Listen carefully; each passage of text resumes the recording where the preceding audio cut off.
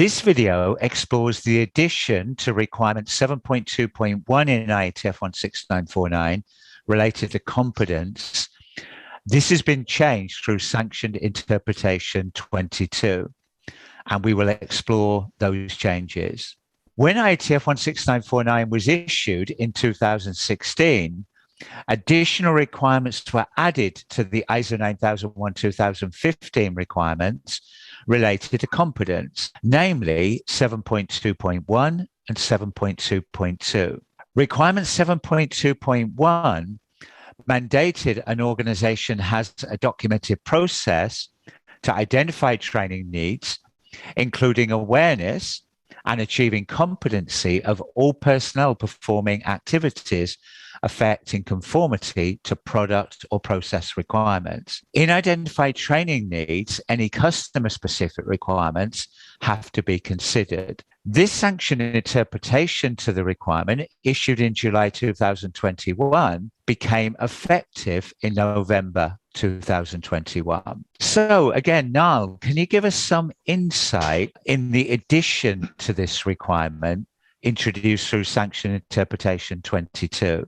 Paul, with this, it's an acknowledgement to say that actually the people working within an organisation do have a role to play in spotting and identifying problems. So the emphasis on this additional requirement is promoting to employees through training and awareness the focus of them, not waiting for problems to happen, but to be proactive and to be able to spot early indications or warnings. The two examples that were mentioned in the additional requirement are the symptoms of pending equipment failure and or attempted cyber attacks. But it's worth bearing in mind that these are just examples. They're not the only things that should be considered. Right. Okay. So it's more about promoting training and awareness and making people think proactively about not waiting for problems to happen.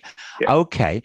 So let's look at this from an auditor perspective then. What do we think an IATF 16949 auditor then will be looking for when they audit this additional requirement introduced through the SI?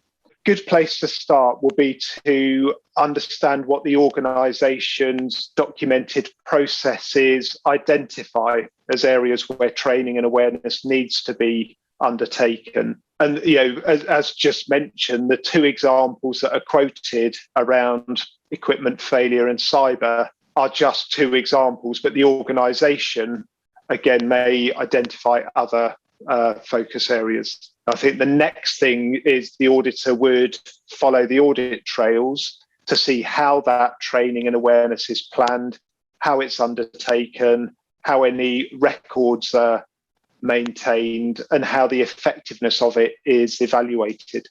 Let's think about some real practical examples then of what this training and awareness could actually look like. Maybe let's initially focus on the two examples that are quoted in the sanctioned interpretation. Can you maybe give some practical examples now? Yeah, so I guess for the training and awareness for, let's say, attempted cyber attacks as one of those examples, an auditor could challenge the process owner responsible for IT security on how employees are trained in being made aware of the dangers of opening phishing emails and their attachments. And again, for example, approximately, once a month, employees may get a phishing email from their IT team to train or alert them to the risk of these suspicious emails.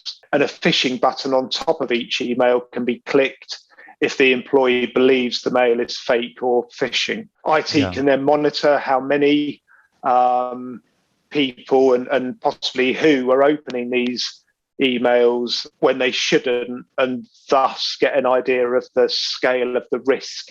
And again, the organisation can then decide what they need to do to address that. Yeah, and I think many organisations will be doing that, but they won't realise it's now within the scope of IATF 16949, and it's auditable that if people are opening these mails, the auditor is going to be looking for the appropriate corrective actions to be taken by the organization to retrain people and re-educate people, I guess, about the risk of cyber attacks. What about the one then about the awareness of symptoms of pending equipment failure, which is the second example quoted? Yeah, and this ties in with an existing IATF requirement around total productive maintenance, TPM, and that's defined in 8.5.1.4. And this can include not only the maintenance undertaken by the maintenance team, but also what we call the autonomous maintenance undertaken by the production team themselves. And as part of this, we would expect production teams to be trained not only to undertake maintenance inspections or tasks, but also to be aware of symptoms that could give an indication or an early warning of pending equipment failures. Yeah, and I wonder if we can think of a practical way that we can explain to the listeners about this thing called pending equipment failures. Can we try and relate it to something that maybe people can relate to? Yeah, and that's a great question, Paul. And maybe it's easier to relate it to our own kind of day-to-day experiences where we observe symptoms of pending failure, but we might not call them symptoms of pending failure. And a good examples are if we're driving a car and we hear, rattles, squeaks, it might make us think, hang on, that doesn't sound right. And we can then go ahead and take some proactive action and be spared the major expense of having to kind of rebuild the engine or something. So it means promoting. So this requirement is all about promoting training and awareness, but just not necessarily for the car example, but for an example that organisations can relate to in their own production facilities, where a piece of production equipment may be vibrating more than normal, or the motor temperature may be running at higher temperature. So again, it's having that connection and ability to sense, I guess, variation and change, and then know what to do to address that. So the production operatives, not only need to understand the symptoms, but also understand what to do, how to react, who to inform, what happens next, so that it doesn't become so it stays as a sort of pending failure rather than an actual failure. Good. And I think that really then puts the emphasis on being proactive rather than reactive. Let's not wait, in this case, for machines to break down, or in the previous case that we have cyber attack, but let's take proactive action to reduce the risk. No, thanks for your insight into that, Niall. IATF 16949 goal is focused on continual improvement, defect prevention, and the reduction in variation and waste. This Sanctioned Interpretation 22 is focused on trying to help achieve this goal by the development of competent people that take proactive action rather than reactive action. For example, in identifying the symptoms of potential equipment failure or attempted cyber attacks. The identification of training and awareness needs to be done in accordance with the organization documented process, as mandated by the original IATF requirement 7.2.1. The organization would need to be able to demonstrate the process for identifying training needs, keeping evidence that the training and awareness is undertaken, maintaining records, and then verifying the effectiveness of the training and awareness is effective.